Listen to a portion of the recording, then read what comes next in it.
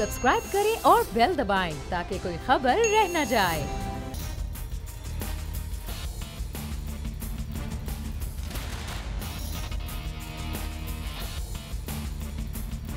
अस्सलामुअलैकुम। दी special report with Mudassir Iqbal के साथ हाजिर खिदमत है। नाज़रीन, पाकिस्तान के अगर बात की जाए तो मशरिक़ और मगरिब में दो सूरत हाल बड़ी अहम है। एक कश्मीर यानी कि इस खित्ते का उससे वाबस्ता, और दूसरा अफ़गानिस्तान के अंदर सूरत हाल अमन व अमान की हो तो पाकिस्तान के लिए मुआशी तरक्की के दरवाजे और रास्ते खुल सकते हैं। लेकिन बदकिस्मती से अफ़गानिस्तान के अंदर एक लंबे अरसे से 2 से 3 ऐसे बड़े अदवार हैं जिसमें खाना जंगी के मसाइल रहे, फिर अमरीका का यहाँ पर हमला होना और उसके बाद तालिबान की हुकूमत का ख़त्म होना। एक तवील अरसे से पाकिस्तान के लिए पूरा बॉर्डर और पूरी सूरत हाल बड़ी मुश्किलात का शिकार रही हैं।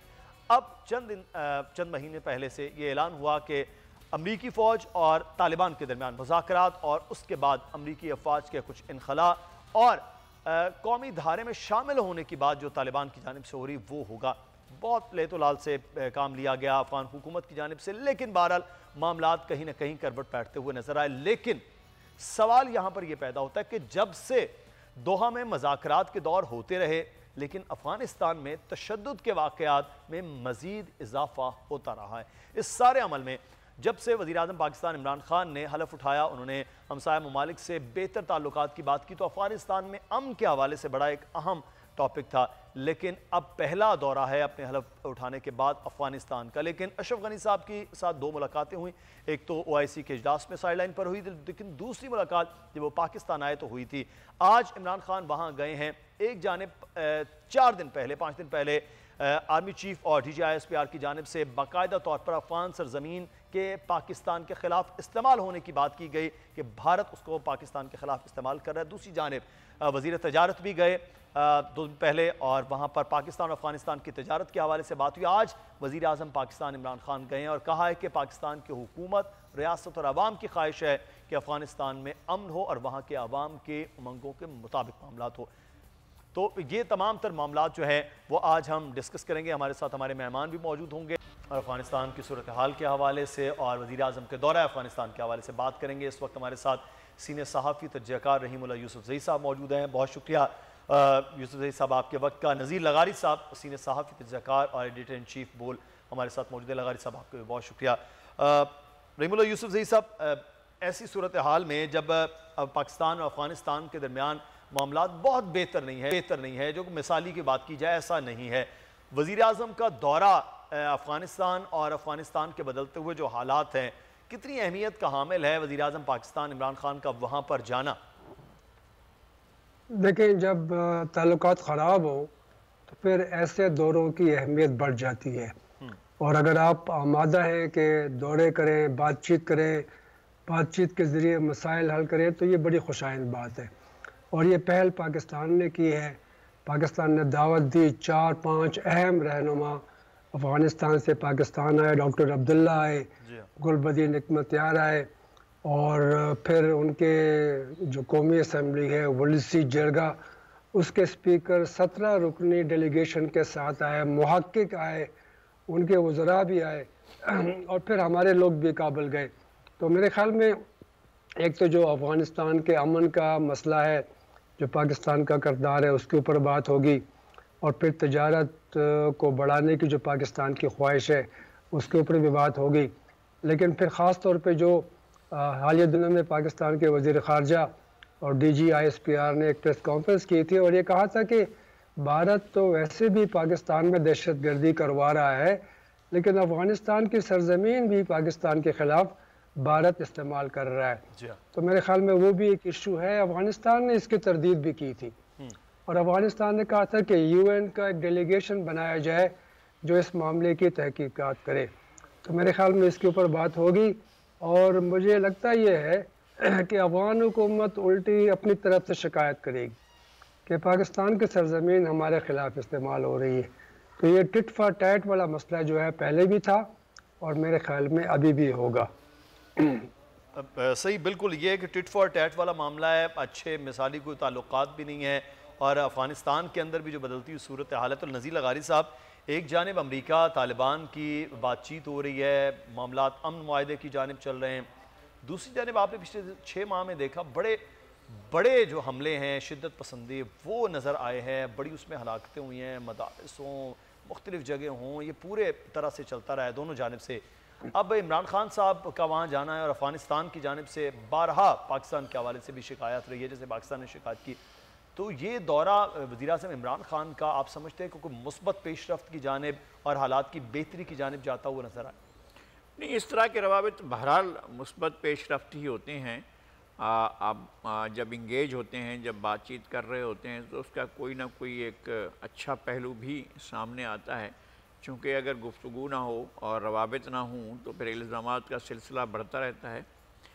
ایک بات تو یہ طے ہے کہ ابھی بھی سگنلز یہی ہیں، اور امریکنز نے کہا ہے کہ وہ مکمل انخلا چاہتے ہیں افغانستان سے بھی اور عراق سے بھی۔ یہ ایک میرے خیال میں ایک اچھی صورتحال ہے۔ دوسری بات یہ ہے کہ یہاں پر ایک فورس نہیں ہے، کئی فورسز ہیں، کچھ فورسز ہیں اقتدار میں، کچھ اقتدار سے باہر ہیں۔ یہ بات تو ماننی چاہیے کہ شمالی اتحاد ایک بڑا اتحاد تھا اور اس نے طالبان دور میں ریزسٹنس کی تھی، لیکن طالبان بھی ایک بڑی قوت تھی۔ لیکن جو لوگ اقتدار میں آئے تھے، حامد کرزئی اور پھر اشرف غنی صاحب، وہ پچھلے 40 سال کے بڑے جو مراحل رہے ہیں مختلف، اس میں کوئی مرکزی کردار ادا نہیں کر رہے تھے، نہ تو ان جنگجو لوگوں کی طرف سے جو سوویت یونین کی مزاحمت کر رہے تھے، اور نہ ہی جو ان کے جو سوویت یونین کے ساتھ نہ ان کے ساتھ ان کا کوئی کردار تھا۔ بہرحال یہ ایک نہ ایک طریقے سے یہ ارینجڈ انتظام تھا جو اس کو آگے پرولانگ کیا گیا 2001 سے، جب سے یہ نئی حکومت بنی ہے، جب بون میں یہ جرگہ بلایا گیا تھا اور وہاں پر حامد کرزئی صاحب کو بھیجا گیا تھا اور ان کی لیجیٹیمیسی کے لیے ظاہر شاہ کو بھی ساتھ بھیجا گیا تھا، تاکہ یہ لیجیٹیمیسی رہے کہ جناب ظاہر شاہ ان کے ساتھ گئے ہیں اور وہ بھی شاہی محل میں قیام پذیر ہیں، تو گویا کہ ایک لیجیٹیمیٹ پریزیڈنٹ ہے۔ لیکن بہت سے فریق جو تھے وہ اس وقت بھی ان کے ساتھ نہیں تھے، نہ ماضی کے مجاہدین اور نہ اس وقت کے جو طالبان تھے جن کے پاس اقتدار تھا وہ بھی ساتھ نہیں تھے۔ پھر مزاحمت ہوئی اس پورے دور عرصے میں، پھر امریکہ کا عملی یہاں پر وہ فورسز لے کر آیا، اور امریکہ نے جس طرح سے یہاں کی صورتحال میں اپنا ایک کردار ادا کیا وہ بھی تھا، لیکن ساتھ ساتھ انڈیا کا بھی ایک اس نے بھی اپنے آپ کو سمجھا کہ اس کا بھی کوئی سٹیک ہے، اور وہ باقاعدہ اس علاقے کے اندر ایک خاصی اچھی تناؤ کی کیفیت میں اپنا کردار ادا کرتا رہا ہے۔ میرے خیال میں اگر جو لیڈرشپ ہے وہ جہاں جہاں بھی جس جگہ پر بھی ہے، اگر وہ اپنا کردار ادا کرے۔ لغاری صاحب، آپ نے ایک بڑی بات کی ہے ممالک کے حوالے سے، رحیم اللہ یوسف زئی صاحب، پاکستان کے لیے بڑا ضروری ہے افغانستان کے اندر امن، لیکن باقی جو بڑے ممالک ہیں ان کا بھی بڑا سٹیک ہے۔ چائنا کی بہت بڑی انویسٹمنٹ ہے افغانستان کے اندر، رشیا افغانستان کی صورتحال پر امن چاہ رہا ہے، ایران کے اندر کیونکہ وہ بہت ایک بڑا ہمسایہ ہے افغانستان کا، اس کے لیے امن کی صورت ہے، اور سب سے بڑا خود سٹیک ہولڈر اس وقت امریکہ ہے افغانستان میں۔ اب یہ تمام ممالک میں آپسی بھی ایک جو سرجنگ کا معاملہ ہے، افغانستان کے ایشو پر بھی مختلف آراء ہیں، تو یہ کہیں کروٹ بیٹھتا ہوا معاملہ نظر بھی آئے گا؟ کیونکہ ہم تو یہ لگا کہ جیسے مذاکرات شروع ہوں گے 2-4 ماہ 6 ماہ گزریں گے اور افغانستان کی صورتحال بدل جائے گی، لیکن ایسا ہوا نہیں۔ تو یہ کیا معاملہ ایسے ہی طول پکڑتا جائے گا اور کسی جانب معاملات حل کی جانب نہ جا پائیں؟ دیکھیں، پہلی بات تو یہ ہے کہ میرے خیال میں یہ توقع رکھنا غیر حقیقت پسندانہ تھا کہ یہ 42 سال کا جو کانفلکٹ ہے، مسئلہ ہے، یہ اتنا آسانی سے حل ہو جائے گا، اور 20 سال سے تو امریکی فوج افغانستان میں ہے۔ دوسری بات یہ ہے کہ یہ افغانستان کے امن کے حوالے سے میرے خیال میں کوئی زیادہ اختلاف نہیں ہے۔ سارے ملک چاہتے ہیں کہ بات چیت کے ذریعے مسئلہ حل ہو، اس کا کوئی فوجی حل نہیں ہے۔ پاکستان نے یہ بات بہت عرصے سے کی ہے کہ فوجی حل نہیں ہے، بات چیت کرے، اور امریکہ بھی مان گیا، اور اس نے پھر طالبان سے بات چیت بھی کی اور معاہدہ بھی کر لیا۔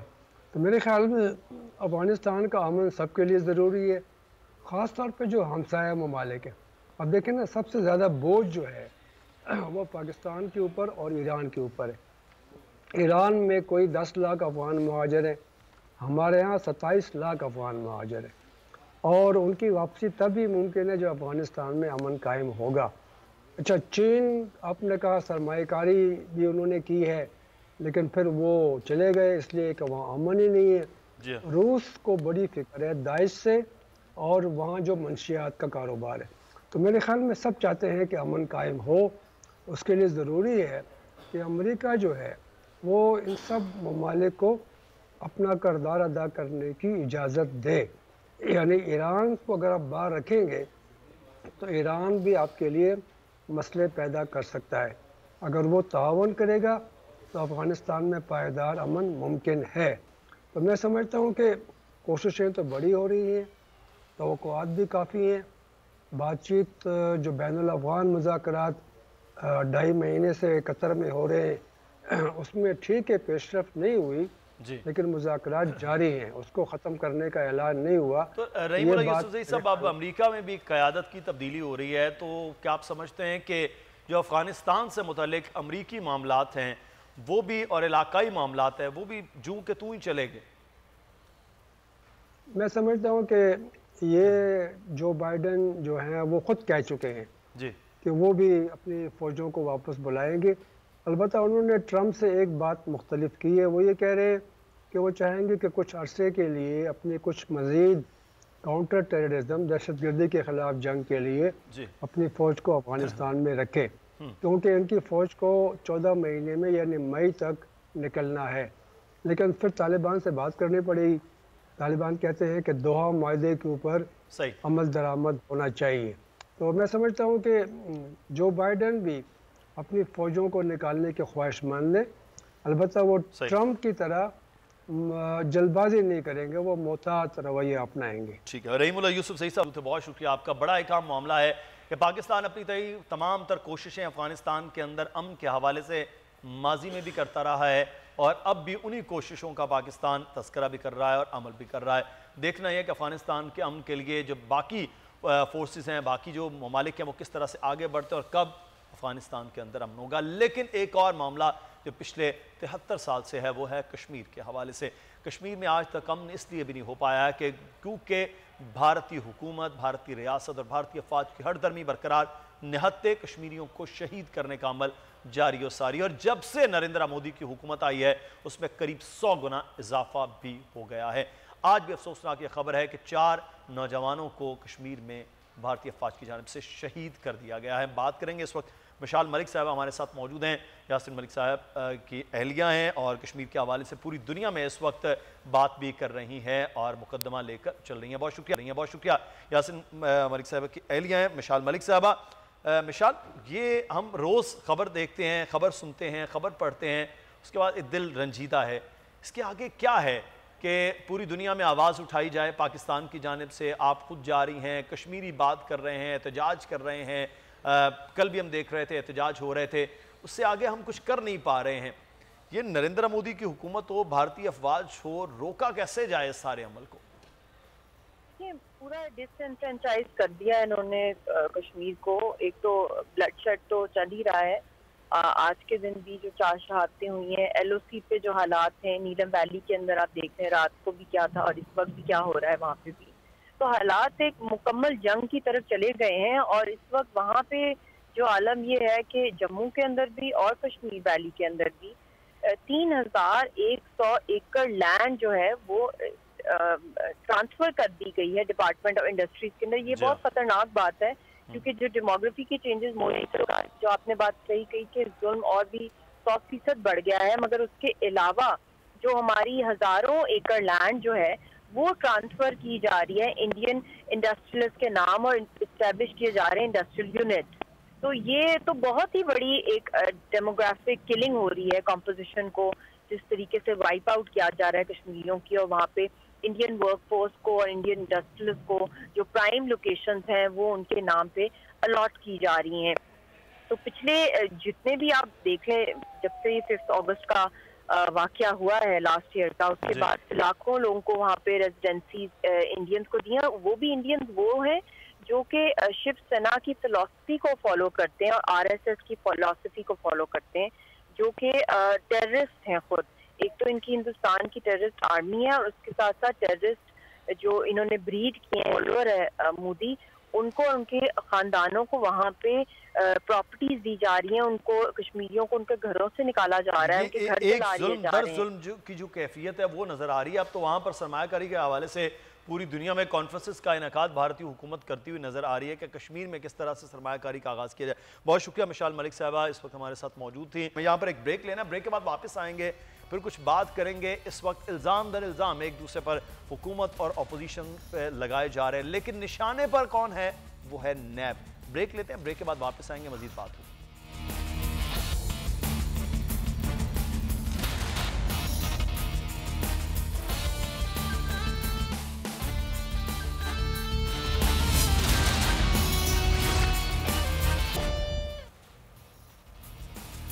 اور آپ کو ایک بار پھر سے بات کریں گے اس وقت حکومتی معاملات کے حوالے سے اور اپوزیشن کے۔ نذیر لغاری صاحب اس وقت ہمارے ساتھ موجود ہیں۔ لغاری صاحب، آج شاہد خاقان عباسی صاحب نیب کے چیئرمین کو نشانے پہ رکھے ہوئے تھے، نیب کے کیسز کے حوالے سے احسن اقبال بات کر رہے تھے، نیب کے معاملات کے حوالے سے ہی اس وقت بیوروکریسی جو ہے وہ بار بار بات کر رہی ہے، وہ کام نہیں کر پا رہی ہے، مشکل ہوتا جا رہا ہے اس وقت نیب کے لیے بھی۔ لیکن مسئلہ یہ ہے کہ اگر اکاؤنٹیبلٹی کا کوئی ادارہ نہ ہو تو پھر تو کسی کو پوچھنے والا نہ ہو، تو احتساب عدالتوں میں یا عدالتوں میں جا کر جواب دینے کی بجائے اداروں پر نشانہ بنانے کی اب کیا ضرورت پڑ گئی ہے؟ نہیں، جہاں عدالتوں میں جا کر جواب دیا گیا اس کا نتیجہ کیا نکلا؟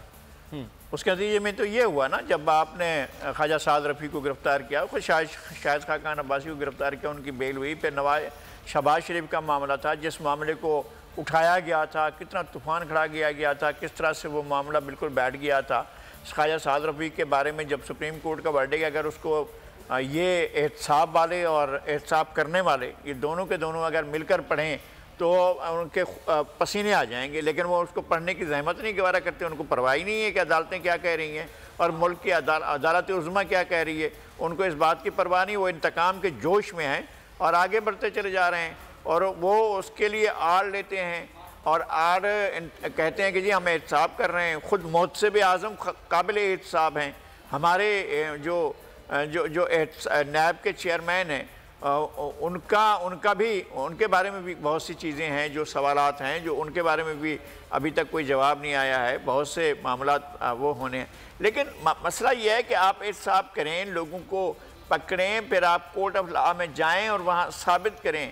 یہ نہیں ہے کہ آپ اٹھا کر بٹھا دیں۔ آپ دیکھیں نا، 14 مہینے سے یا اس سے بھی زیادہ عرصے سے خورشید شاہ، ہم بات کر رہے تھے کہ خورشید شاہ صاحب جو ہیں وہ جیل میں، نہ تو ان کے خلاف کیس بنا، نہ ان کے خلاف ریفرنس آیا، نہ ان کے خلاف کوئی ایسی چیز آئی ہے، نہ آپ کوئی ایسی ٹھوس شہادت لے کر آئے کہ جناب یہ ہمارے پاس ایک بڑی شہادت آ گئی ہے۔ تو آپ لوگوں کو اٹھا کر بند کر دیتے ہیں اور بند کرنے کے بعد بھول جاتے ہیں۔ اسی طرح کیا گیا، 1 سال سے زیادہ عرصہ خواجہ سعد رفیع کو رکھا گیا، اور پھر کیا ہوا؟ پھر کورٹ نے جو آرڈر کیا ہے وہ آپ کے لیے شرمندگی کا باعث تھا۔ نہ نیب نے شرمندگی محسوس کی اور نہ ہی احتساب کرنے والوں نے شرمندگی محسوس کی۔ بہت سے معاملات ہیں، وہ کیوں نہیں کرتے ہیں معلم جبا کیس کو اٹھاتے ہیں، کیوں نہیں اٹھاتے ہیں وہ کہ بی آر ٹی میں کیا ہوا؟ اب تک وہ بی آر ٹی کا افتتاح تو کر چکے، اور وہ افتتاح ایک منصوبے کو مکمل کیے بغیر ہی کیا تھا، اب تک نئے مسائل سامنے آ رہے ہیں۔ اس کے جو لاگت تھی وہ کتنے گنا بڑھ گئی تھی، اس کا کون حساب لے گا؟ پھر وزیر اعظم لغاری صاحب، لیکن سارے معاملات کے اندر بہرحال یہ ہے کہ آپ کو بھی معلوم ہے کہ کرپشن بھی ٹیکنیکل ہوتی ہے، مقدمات بھی ٹیکنیکل ہے۔ نیب کے آگے کھڑے ہوئے جو وکیل ہیں وہ نیب کے پروسیکیوٹر سے بہت زیادہ زبردست قسم کے بڑے منجے ہوئے بڑے مایہ ناز وکیل ہیں۔ معاملات کو طول دینا بھی ایک جانب ہے کہ جناب یہ کیس اتنا طویل جا رہا ہے، اتنا لمبا ہو گیا ہے، چیز ثابت نہیں ہو پائی ہے، تو سر ٹیکنیکلٹیز کے اندر اگر آ کر پھر نیب کو بلیم تو نہ کیا جائے کہ اگر کہیں کرپشن ہوئی ہے، اس کا سرا پکڑا جا رہا ہے، تو اس کے لیے بھی تو پھر کہیں نہ کہیں سرا ہی تو پکڑیں، ایک سرا پکڑ کر بتائیں کہ یہ سرا ہم نے پکڑ لیا ہے اور ہم لے کر جا رہے ہیں اور کورٹ آف لا میں جا کر ہم سزا کریں، کنویکٹ کر رہے ہیں۔ ایک آدمی کے پاس اتنا تھا ہی نہیں جو ابھی آپ نے احسن اقبال صاحب کی وضاحتیں سنی ہیں کہ بھائی ڈائریکٹ چائنا نے آ کر یہاں پاکستان خود خرچ کیا ہے، اور 3.25 کھرب کا ایک پروجیکٹ تھا، اس کے اندر پاکستان کا اپنا انپٹ جو تھا 20 ارب کا تھا، اور 1 کھرب سے زیادہ کے ان کے اوپر کرپشن کا الزام لگایا جا رہا ہے۔ تو خدا کے واسطے کم از کم سوچیں، تو سوچ سمجھ کر تو الزام لگائیں، یا تو کہیں کہ جناب ڈائریکٹ چین نے جو ہے ان کی جیب میں ڈال دیے۔ اب چین جو وضاحتیں کرتا پھرے کہ میں نے احسن اقبال کی جیب میں پیسے ڈالے تھے یا نہیں ڈالے تھے، اور کیوں ڈالے گا؟ چین کیوں ڈالے گا پیسے؟ احسن اقبال کی جیب میں یا کسی کی بھی جیب میں. وہ کیسے وہ پیسے جو چین نے خرچ کیے وہ کیسے ان کے ذمہ لگا دیں گے احسن اقبال کے؟ ٹھیک ہے جو مرضی آپ الزام لگا دیں اور اس کا ڈھول بجائیں اور اس کے باقاعدہ اعلان کرتے پھریں اور پھر گلی گلی میں وہ جو ہمارے یہاں کہتے ہیں نا ہوکا دینا، ہوکا جا کر دیں اور پھر الزامات لگاتے جائیں. مسئلہ یہ ہے کہ کوئی چیز ثابت بھی تو کریں نا. معاملات الزامات سے آگے ثابت ہونے پر چیزیں نظر نہیں آ رہی ہیں، اور یہی چیز اب پاکستان مسلم نون بار بار بات کر رہی ہے، بلکہ وہ تو چیلنج کر رہی ہے چیئرمین نیب کو بھی، اور یہ کہا جا رہا ہے کہ ٹرائل کو دکھایا جائے. بہرحال ان کی درخواست اس کو مسترد کر دیا گیا ہے. پروگرام سے مدثر اقبال کی اجازت دیجیے. نذیر لغاری صاحب کی آپ پروگرام میں ہمارے ساتھ حصہ تھے. کل پھر حاضر ہوں گے ناظرین. اللہ حافظ.